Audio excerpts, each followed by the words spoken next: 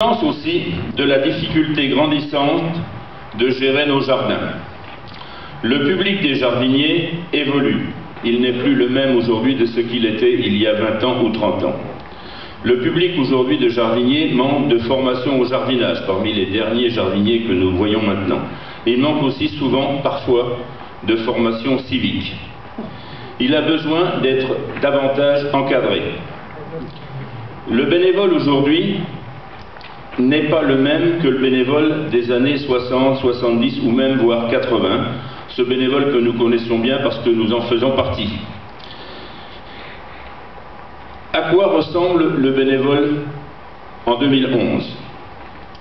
Le bénévole en 2011 a d'autres compétences. Il a aussi d'autres attentes que celles que nous avions il y a 20, 30 ans ou 40 ans. Il souhaite faire des choses intelligentes et qui l'enrichissent. Il n'est pas prêt à s'engager à temps plein, contrairement à certains bénévoles que je connais autour de cette table, et qui donnent leur temps sans compter tout leur temps, qui y passent tous leurs loisirs. Il nous faut donc tenir compte de cette nouvelle donne, de ces nouvelles attentes. Souvent, on entend dire autour de nous, et c'est notamment un leitmotiv qui est très fréquent chez les anciens, que l'on ne trouve plus de bénévoles, que les jeunes ne veulent rien faire aujourd'hui. Ceci est totalement faux. Il n'y a jamais eu autant de bénévoles en France qu'il y en a aujourd'hui. Donc je vous disais tout à l'heure, entre 14 et 16 millions, cela représente à peu près un quart de la population qui, d'une façon ou d'une autre, est engagée dans le bénévolat pour une cause ou une autre. C'est quelque chose de très important, c'est une richesse énorme. Ceci a été démontré par des études de France Bénévolat, une étude qui a été faite en 2009, par les études de Recherche et Solidarité, un autre organisme de recherche, et aussi on retrouve cela dans le rapport Luc Ferry sur le bénévolat, le rapport de novembre 2010. Notre rôle est d'attirer ces personnes intéressées pour donner de leur temps, pour se dévouer à la cause commune.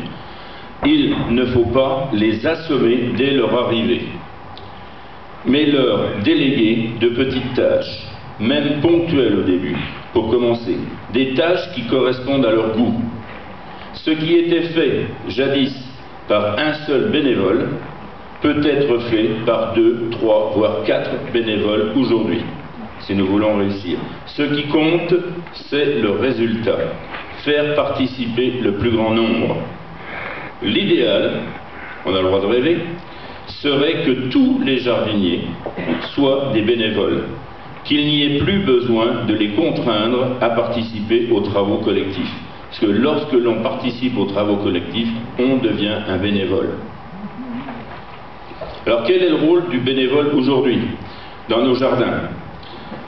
Le bénévole, d'abord je vais vous dire ce qu'il n'est pas, ce qu'il ne doit pas être. Le bénévole ne doit pas être l'esclave de service.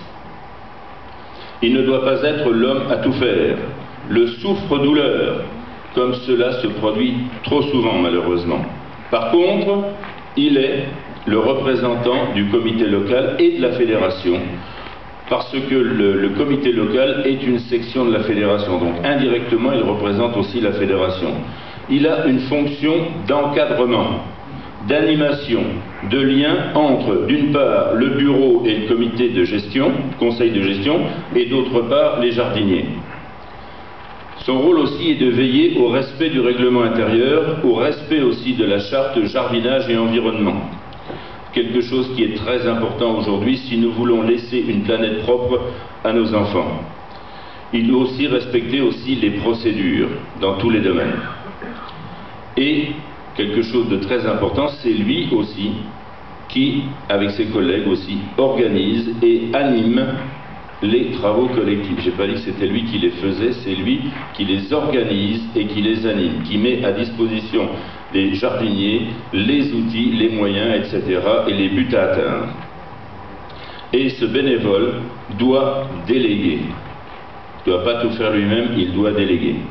Donc pour clarifier cette fonction de délégué, de bénévole sur le terrain, le bureau a validé un document qu'on appelle engagement contractuel. Ce document va s'appliquer dès maintenant aux nouveaux délégués et il s'appliquera aux anciens délégués à partir du renouvellement en novembre.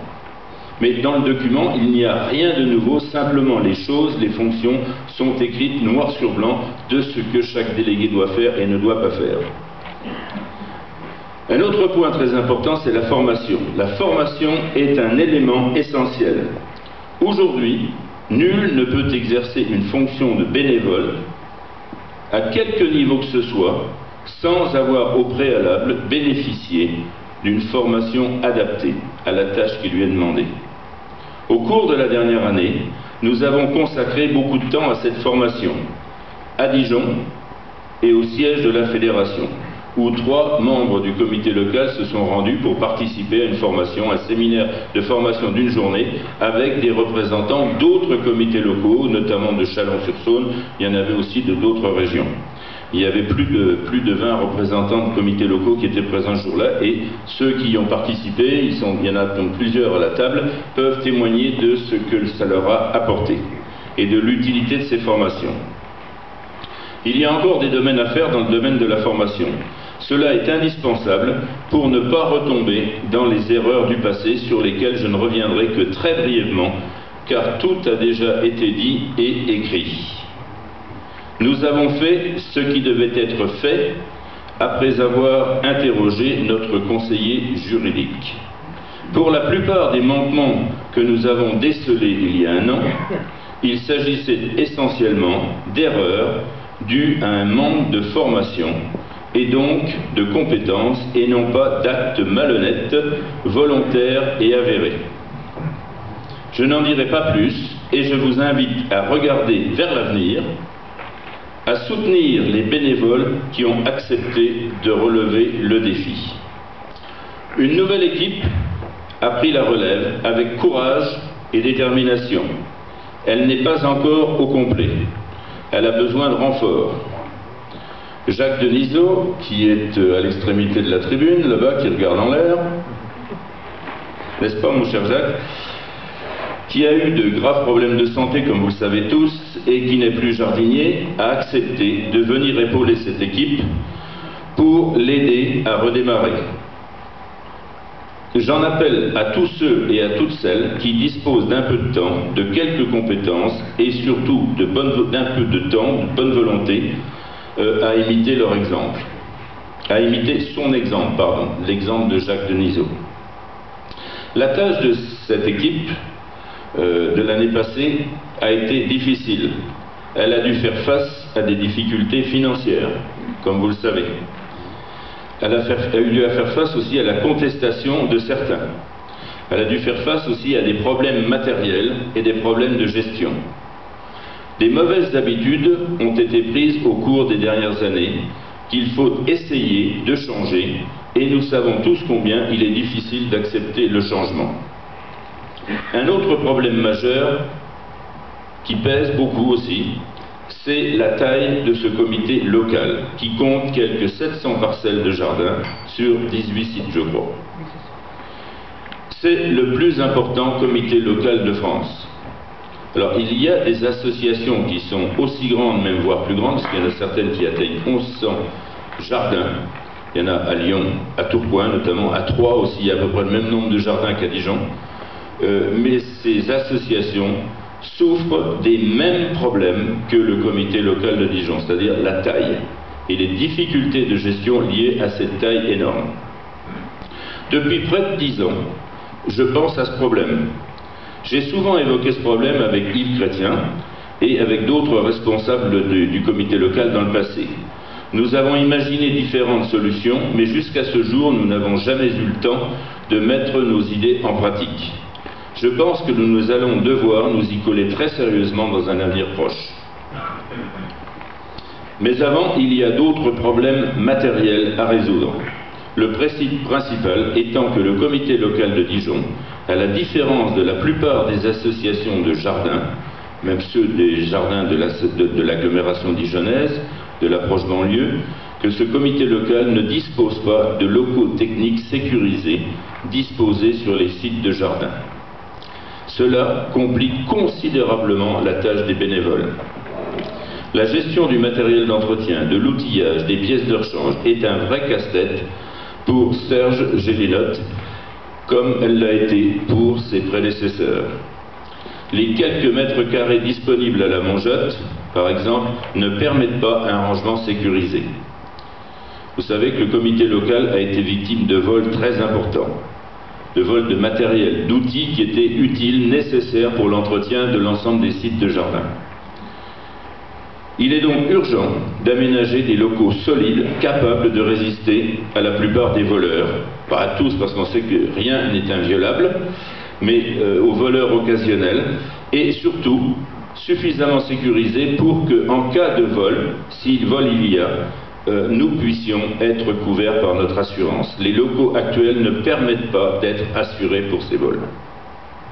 Et donc à chaque fois, c'est une perte sèche très importante. Plusieurs projets d'installation de containers métalliques sont à l'étude. En outre, le bureau, qui est mis gratuitement à disposition du comité local par la ville de Dijon à la Maison des Associations, est aujourd'hui trop exigu pour pouvoir y travailler correctement. Donc c'est un appel direct aux élus de la ville de Dijon, tout en les remerciant de la mise à disposition de ce local qui malgré tout rend de très très grands services. Les bénévoles ont besoin d'outils adaptés et de qualité pour faire du bon travail. Dans ces conditions, les bénévoles d'aujourd'hui et d'hier, et j'associe ceux d'hier, même si, comme nous le savons, il y a eu des problèmes dans le passé, il y a quelques mois, malgré tout, ces bénévoles ont donné de leur temps, ont payé, ont pris sur leurs loisirs, etc. pour gérer, pour animer les jardins familiaux, et ils méritent tous un grand coup de chapeau de la part des jardiniers. Ils méritent leur respect et leur reconnaissance. Sans eux, il n'y aurait pas de jardins familiaux. Au cours des dernières années, nos jardins dijonnais se sont bien améliorés et nous pouvons en être fiers. Je suggère que nous applaudissions une nouvelle fois, cette fois-ci, les bénévoles de nos jardins d'aujourd'hui et d'hier.